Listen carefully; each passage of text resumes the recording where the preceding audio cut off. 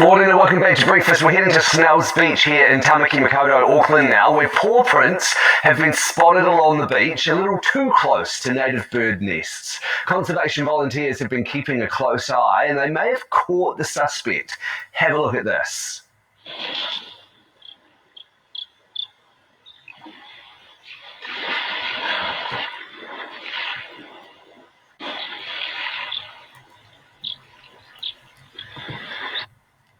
The cheeky bugger.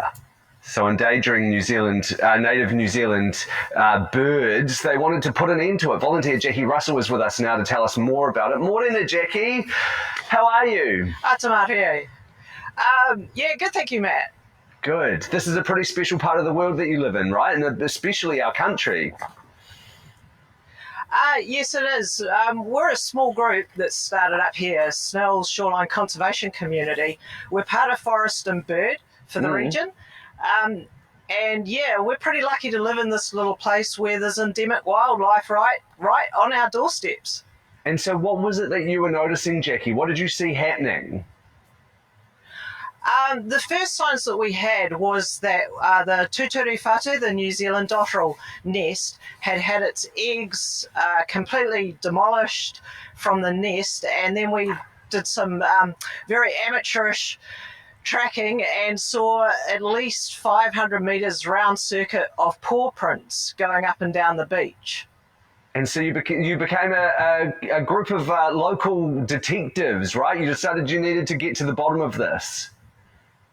Well, that's the one. Our group's pretty much trying to focus on positive messages and only putting information out there when we really know what we're dealing with. So the paw prints were pretty clearly cats to us, but we weren't 100% certain. So we decided that we needed to get some cameras out there to really see what was going on so we could understand what the threats are to these endemic birds. Could you believe what you saw? We saw a little clip there, Jackie. Could you believe it?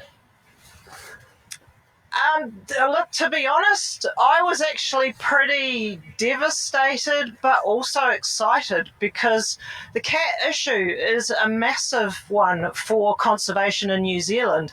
And it's one that it's really hard to believe that our cats are creating havoc with our endemic birds, particularly ground nesting birds like these little dotterels. They haven't really got they can't wing it out on the end of a tree branch. They are on the beach, and so are the cats.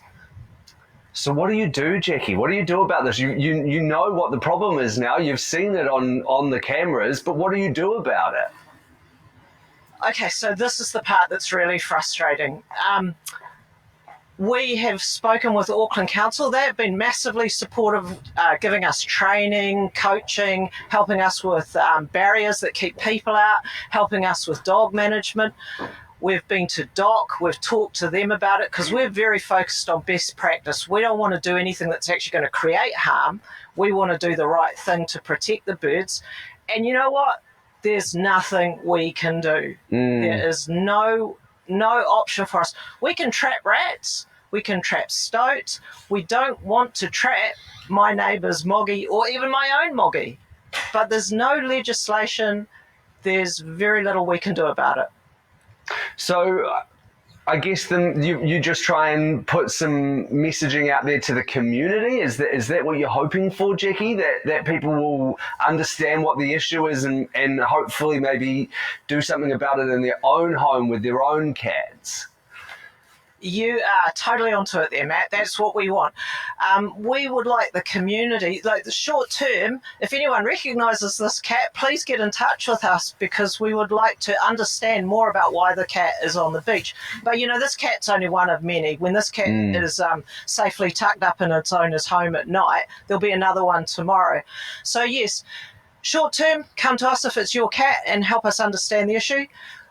Secondary, we really want the community to have a conversation around this and start doing things. We know a lot of people are already doing amazingly good jobs keeping their cats indoors around this area because they love the birds and they know what's happening. And then the other thing is, Gareth Morgan, he took a bullet for the environment when he came out with his cat campaign. And I thought he was a nut job, but man, I'm on his side now. We need, like, Forest and Bird has gone for the Cat Management Act.